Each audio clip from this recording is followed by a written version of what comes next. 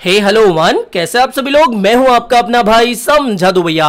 दोस्तों आज के इस वीडियो को भी हम दो पार्ट के अंदर बना रहे हैं। मैंने आपसे प्रॉमिस किया था ना कि हम पार्ट 2 के अंदर ऐसे ऐसे डिफरेंट टॉपिक्स लाएंगे जो कि सीधे आपके मतलब के होंगे और जिनके ऊपर ना के बराबर वीडियोस हैं, और अगर इक्के दुक्के वीडियो होंगे भी तो उनके अंदर ढंग से एक्सप्लेनेशन नहीं है, वो आधी अधूरी बात है। तो आज के इस पार्ट 2 के अंदर हम बात करने वाले हैं। आपने ये बात तो सुनी होगी ना कि भाई देख, गलती से गलत एड्रेस के ऊपर क्रिप्टो ट्रांसफर मत कर देना वरना हो गया तेरा कल्याण। यानी कि अगर मान लो आपने गलती से किसी गलत क्रिप्टो के एड्रेस पर अपने क्रिप्टो, अब क्रिप्टो कोई सा भी हो सकता है, वो ट्रांसफर कर दिए, तो क्या सच में वो क्रिप्टो आपके हमेशा के लिए चले जाएंगे या फिर उसको आप रिकवर कर सकते हो? तो क्या ये रिकवरी पॉसिबल है या नहीं है तो क्यों पॉसिबल है और नहीं है तो क्यों नहीं पॉसिबल है, ठीक है। इसके ऊपर आज का टॉपिक होने वाला है। तो बिल्कुल अच्छी तरीके से सिस्टमेटिकली हम इसके ऊपर बात करने वाले हैं। और दोस्तों अगर आपने ऐसे वीडियोस को सपोर्ट नहीं किया ना तो ना तो मैं और ना ही बाकी और कोई क्रिएटर फिर ऐसे एजुकेशनल वीडियो बनाएगा, क्योंकि सबको पता लग जाएगा कि भैया एजुकेशनल और इन्फॉर्मेटिव वीडियोस पर व्यूज ही नहीं आते, ठीक है। तो जरूर से आपको पूरा वीडियो देखना है, हो सके तो वीडियो को लाइक करना है। और चैनल आपको किस तरीके से करना है, आपको नोटिफिकेशन ही नहीं मिलती, इसलिए आपको चैनल को सब्सक्राइब करना है और जो नोटिफिकेशन आती है इसके ऊपर ऑल आता है, ऑल पर क्लिक करा करो, जिससे कि आपको मेरी नोटिफिकेशन टाइम पे मिले और सारी नोटिफिकेशन मिले, ठीक है। समझ गए।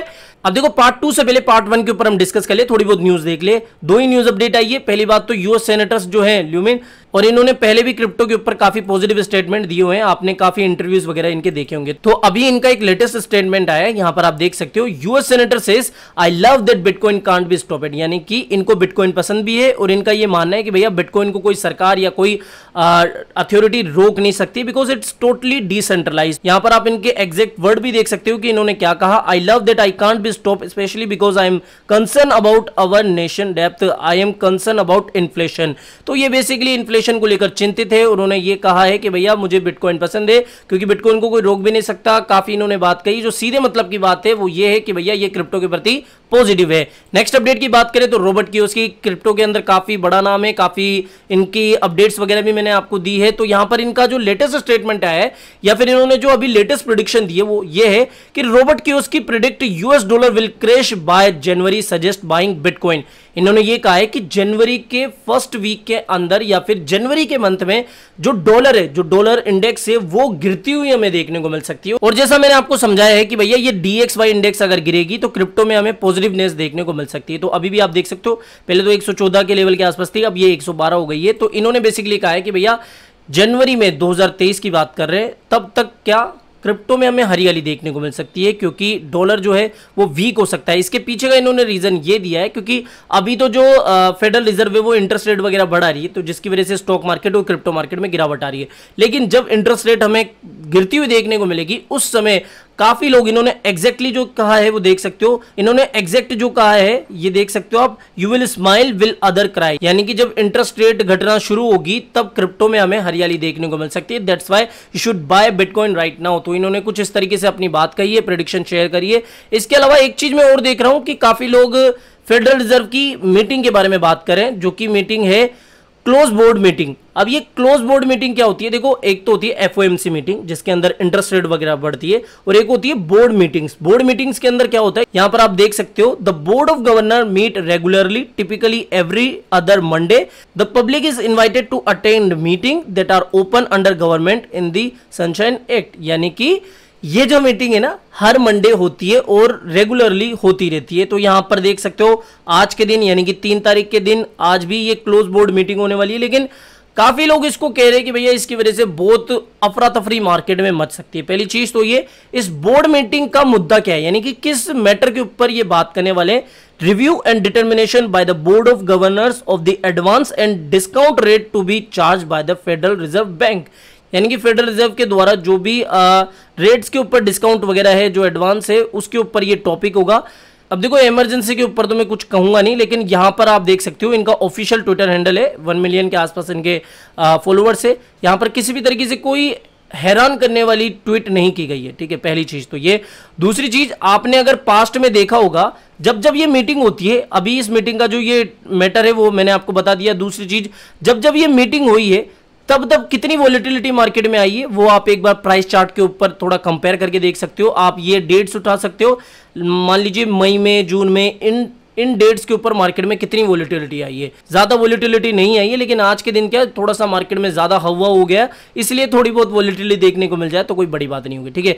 इसके अलावा थोड़ा अगर बीटीसी के बारे में डिस्कस करें तो बीटीसी अभी 19,200 के आसपास ट्रेड कर रहा है। मार्केट में अगर थोड़ी वोलेटिलिटी आज के दिन आती भी है तो देखो यहां पर एक लॉन्ग का सेटअप बन रहा है। 18,800 के आसपास आप अपना लॉन्ग का ऑर्डर लगा सकते हो, और अगर थोड़ी सी गिरावट और आपको देखने को मिल जाती है तो कोई डरने वाली बात नहीं है। पहली चीज तो आपको हमेशा लो लेवरेज लेना चाहिए, जिससे कि आपको नुकसान कम हो। एसएल भी आपको पता होना चाहिए। अगर यहां से थोड़ी गिरावट आती भी है तो 18,500 के इर्द गिर्द आप अपना डीसीए कर सकते हो, जिससे कि आपकी जो एवरेज है वो सही हो जाए। अब यहां से हम बात करते हैं पार्ट 2 के बारे में। पार्ट 2 के अंदर हम डिस्कस करने वाले हैं कि मान लो अगर आपने गलती से किसी अननोन व्यक्ति के एड्रेस पर क्रिप्टो ट्रांसफर कर दिए, या फिर आपने ERC20 की बजाय BEP20 सेलेक्ट कर लिया, तो क्या इस केस में आपके क्रिप्टो कभी रिकवर हो पाएंगे या फिर हमेशा के लिए वो चल गए। इससे पहले थोड़ा सा आपको वॉलेट्स के बारे में बेसिक नॉलेज होनी चाहिए। देखो 2 टाइप के वॉलेट होते हैं भैया, जिसके ऊपर या फिर जिसके अंदर आप अपने क्रिप्टो रख रहे हो उसके बारे में भी तो पहले आपको पता होना चाहिए ना। 2 टाइप के वॉलेट होते हैं, कस्टोडियल और नॉन कस्टोडियल। कस्टोडियल का मतलब कि आपके क्रिप्टो की जो प्राइवेट कीज होगी वो किसी थर्ड पार्टी के पास होगी। अब इस थर्ड पार्टी के अंदर आ जाते हैं सेंट्रलाइज एक्सचेंज और जो पेपल वगैरह होते हैं या फिर जो सेंट्रलाइज वॉलेट होते हैं, ठीक है, जैसे पेपल हो गया, वज्रिक्स हो गया, बाइनेंस हो गया, ये हो गए सेंट्रलाइज एक्सचेंज और सेंट्रलाइज वॉलेट। इसके अलावा नॉन कस्टोडियल वॉलेट में क्या होता है कि जो प्राइवेट कीज होती है ना क्रिप्टो की, वो आपके खुद के पास होती है, यानी कि आप अपनी क्रिप्टो के राजा होंगे, आप अपनी क्रिप्टो के मालिक होंगे। इस केस में कस्टोडियल वॉलेट में आप मालिक नहीं होते, ठीक है, वो एक्सचेंज ही आपके क्रिप्टो का मालिक होगा देखा जाए तो। इसके अंदर नॉन कस्टोडियल वॉलेट के अंदर आ जाते हैं डिसेंट्रलाइज वॉलेट और प्राइवेट वॉलेट, यानी कि जैसे हार्डवेयर वॉलेट आ गया, ट्रस्ट वॉलेट आ गया। अब यहां पर देखो कस्टोडियल वॉलेट के अंदर तो आपके जो चांसेस बनेंगे रिकवरी के वो लगभग 90% या फिर इससे ज्यादा के होंगे, लेकिन नॉन कस्टोडियल वॉलेट के अंदर आपके जो रिकवरी के चांसेस होंगे वो या तो ना के बराबर यानी कि 0 नील या फिर 2% के आसपास होंगे। अब मैं 2% भी क्यों बोल रहा हूं, यानी कि ट्रस्ट वॉलेट के अंदर आपने अगर इस तरीके की चीज कर दी है, यानी कि गलती से अगर आपने ट्रांसफर कर दिया है तो वो रिकवर हो सकते हैं। उसके बारे में भी पूरा प्रोसेस आपको बताऊंगा, लेकिन उससे पहले थोड़ा सा सेंट्रलाइज एक्सचेंज के ऊपर बात कर लेते हैं। अब देखो अगर आपने बाइनेंस से, वज्रिक्स से या फिर पेपल से कितना भी पुराना ट्रांजैक्शन करा हो, यानी कि आपका ट्रांजैक्शन कितना भी पुराना हो, वो रिकवर हो सकता है, ठीक है। बस आपको आपके पास कुछ डिटेल्स रखनी है, ठीक है, आपके पास थोड़ी सी डिटेल होनी चाहिए और आप अपना जो ट्रांसफर किया गया क्रिप्टो है वो वापस से मंगवा सकते हो, ठीक है। अब इस डिटेल में क्या होगा, पहली चीज तो ट्रांजैक्शन आईडी आपके पास होनी चाहिए। दूसरी चीज सेंडर का एड्रेस आपको पता होना चाहिए, यानी कि मेरा एड्रेस, मैंने जो भेजा है, ठीक है। तीसरी चीज एक्सपेक्टेड एड्रेस, यानी कि जो रिसीवर है उसका एड्रेस, जिसके ऊपर आप भेज रहे थे उसका एड्रेस भी आपको लिखना है। और फोर्थ आपको स्क्रीनशॉट लगानी है कि भैया मैंने इस एड्रेस के ऊपर जो क्रिप्टो है वो ट्रांसफर करें और मेरा खुद का एड्रेस ये, ठीक है, वो भी प्रैक्टिकली आपको समझ में आ जाएगा, ये बात आपको ध्यान रखनी है। इसके अलावा यहां पर 3 क्वेश्चन मेन निकल के आएंगे। किसी दूसरी ब्लॉकचेन का एड्रेस डाल दिया तो like ERC20 by mistake BEP20, यानी कि मान लो आप USDT किसी को ट्रांसफर कर रहे हो, ठीक है, आपने सेलेक्ट करी ERC20, जैसे TRC20 होता है वैसे ERC20 भी होता है, BEP20 भी होता है। अगर आपने TRC20 की बजाय ERC20 का एड्रेस डाल दिया तो उस केस में क्या होगा। पहली चीज तो देखो जो अच्छे एक्सचेंजेस होते हैं ना, जैसे बाइनेंस वगैरह, वज्रिक्स वगैरह, ये आपको पहले ही बता देंगे, वो उस एड्रेस को पहले ही बता देंगे कि ये रॉन्ग एड्रेस है। लेकिन कई आंडू पांडू एक्सचेंज होते हैं जो कि ये सर्विस नहीं देते या फिर आपको नहीं बताते कि भैया आपने रॉन्ग एड्रेस डाला हुआ है। उस केस में क्या होता है कि वो अटक जाता है, जो क्रिप्टो है ना वो ब्लॉकचेन के ऊपर ही अटक जाता है, लेकिन उसकी रिकवरी संभव है, वो मैं आपको बताऊंगा। और अगर आपने ये चीज करी है कि ERC20 की बजाय BEP20 या फिर TRC20 का एड्रेस डाल दिया है तो इस केस में आपका जो क्रिप्टो है वो रिकवर हो सकता है। पहली चीज, वो आगे वीडियो में प्रोसेस बताऊंगा। दूसरी चीज, गलती से किसी अनजान व्यक्ति का एड्रेस आपने डाल दिया हो, मान लो मैं किसी A पर्सन को अपने USDT सेंड करना चाहता हूं और मेरे पास B व्यक्ति का एड्रेस पहले से पड़ा हुआ है जिससे मेरा झगड़ा हो गया है, XYZ जो भी हो, ठीक है, कोई सा भी केस हो सकता है, और मैंने गलती से उसका एड्रेस कॉपी करके पेस्ट कर दिया।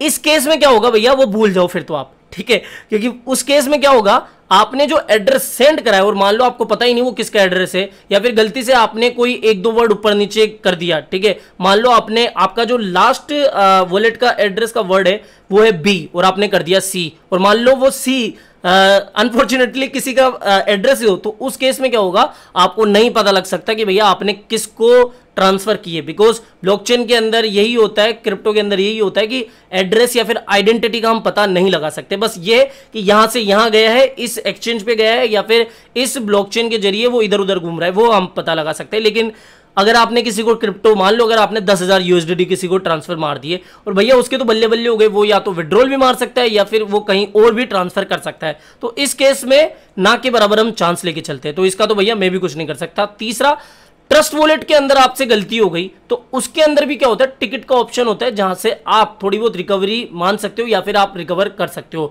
तो आपको जो मेन मतलब की बात है ना वो समझ में आ गई कि अगर एक्सचेंज से आपने कुछ गलती करी है तो चांसेस बनेंगे कि आप रिकवर कर सकते हो, और अगर आपने नॉन कस्टोडियल वॉलेट से यानी कि अगर आपने हार्डवेयर वॉलेट से गलती से किसी और को ट्रांसफर कर दिया तो उसमें बहुत ना के बराबर चांस बनेंगे, और किसी गलती से किसी दूसरे व्यक्ति का एड्रेस ही आपने डाल दिया तो वहां पे भी भैया ना के बराबर चांस होते हैं रिकवरी के। अब जिसके चांस होते हैं रिकवरी के उसके बारे में तो बात कर ले, वो कैसे। यहां पर एग्जांपल के लिए मैं वज्रिक्स का एग्जांपल ले रहा हूं, ठीक है। मान लो आप वज्रिक्स से बाइनेंस के ऊपर ट्रांसफर करना चाहते थे, या फिर वज्रिक्स से हुबी के ऊपर या वज्रिक्स से किसी और अन्य एक्सचेंज के ऊपर ट्रांसफर करना चाहते थे, और आपने गलती से BEP20 के बजाय ERC20 का एड्रेस डाल दिया, और वो आपका जो एक्सचेंज है वो आपको बता रहा है कि भैया आपका विड्रॉल हो चुका है, लेकिन रिसीवर के पास आपका क्रिप्टो आया ही नहीं। उस केस में क्या कर सकते हो, आप कस्टमर केयर से बात कर सकते हो। कैसे बात करनी है, लगभग सभी एक्सचेंज का यही प्रोसेस होता है, सभी एक्सचेंज में आपको यही करना है, और चांसेस होते हैं कि आपको अपना क्रिप्टो मिल भी जाएगा, ठीक है। आपको जाना है यहां पर क्वेश्चन मार्क पे यानी कि हेल्प एंड सपोर्ट वाले सेक्शन में, यहां पर मैं क्लिक करूंगा, कुछ इस तरीके से एक पेज ओपन होगा। यहां पर मुझे जाना है कॉन्टेक्ट अस में, ठीक है। कॉन्टेक्ट अस में जाने के बाद में यहां पर इनसे कॉन्टेक्ट करना है, यहां पर चैट का ऑप्शन भी खुल जाएगा। चैट के अंदर आपको क्या करना है, क्रिप्टो डिपॉजिट एंड विड्रॉल, ये वाली जो प्रॉब्लम है इसके ऊपर मुझे क्लिक करना है और इसके बारे में इनसे डिस्कस करना है कि यहां पर आया please let us know your name, तो यहां पर आपको अपना नेम वगैरह यानी कि डिटेल वगैरह दे देनी है। फिर यहां पर आपको क्या करना है, एक रिक्वेस्ट आपको सबमिट करनी है। रिक्वेस्ट सबमिट का भी बहुत सिंपल सा तरीका होता है, आई होप आपको ये चीज तो बेसिक बिल्कुल पता ही होगी, आप क्रिप्टो के अंदर हो। तो वहां पर आपको क्या करना पड़ेगा, एक रिक्वेस्ट देनी होगी यानी कि एक टिकट आईडी आपको मिलेगी, फिर आपको वहां पर अपनी गलती थोड़ी सी बतानी है, या फिर आप सपोर्ट में ही बता सकते हो, वो आपको सपोर्ट में सब कुछ चीजें समझा देंगे, ठीक है। आपके पास मेल आएगा, मेल कुछ इस तरीके का होगा, ये वज्रिक्स का मेल है, इस तरीके से मेल आएगा, आपसे कुछ डिटेल मांगी जाएगी और वो डिटेल आपको फिर मेल के थ्रू उनको दे देनी है, यानी कि जो सपोर्ट टीम है उसको दे देनी है। और जो डिटेल मांगी जाएगी बेसिकली उसमें दो तीन चीजें ही पूछी जाएगी, एक तो आपके ट्रांजैक्शन आईडी, आपका एड्रेस भेजने जिसके ऊपर आप भेज रहे थे उसका एड्रेस, और आपके स्क्रीनशॉट, ठीक है। ये तो आपके पास होनी चाहिए, और मैक्सिमम चांसेस बनते हैं कि एक्सचेंज आपको इसके अंदर हेल्प करेगा और आपके क्रिप्टो भी रिकवर हो सकते हैं, ठीक है। तो बहुत सिंपल सा प्रोसेस होता है, कस्टमर केयर से बात कर सकते हो, आप अपनी जो रिक्वेस्ट है वो सबमिट कर सकते हो, टिकट आईडी आपको मिलेगी, मेल आएगा, उसके ऊपर आपको कुछ डिटेल आपको दे देनी है और पूरा मामला सेट हो सकता है, ठीक है। तो आज के इस वीडियो में हमने बात करी कि भैया किस तरीके से आप अपने क्रिप्टो की गई गलती को सुधार सकते हो, या फिर अगर आपने गलत एड्रेस डाल दिया या फिर गलत ब्लॉकचेन सेलेक्ट कर दी तो किस तरीके से आप उसको सेलेक्ट कर सकते हो, ठीक है। तो आई होप दोस्तों ये टॉपिक आपको पसंद आया होगा, और अगर आपको ऐसे ही इंटरेस्टिंग और मजेदार टॉपिक चाहिए जो कि आपके सीधे मतलब के हो तो प्लीज वीडियो को जरूर से जरूर शेयर करिए, लाइक करिए, सब्सक्राइब करिए, ऑल के बेल आइकन पर क्लिक करिए, साथ ही चैनल को भैया थोड़ा सा शेयर वगैरह कर दिया करो। अपना बर्थडे है 7 तारीख को, आई होप 1.5 लाख हो जाए वरना मूड ऑफ हो जाएगा। कोई बात नहीं, मिलते हैं जल्दी नई अपडेट के साथ। टिल देन जय हिंद, जय भारत।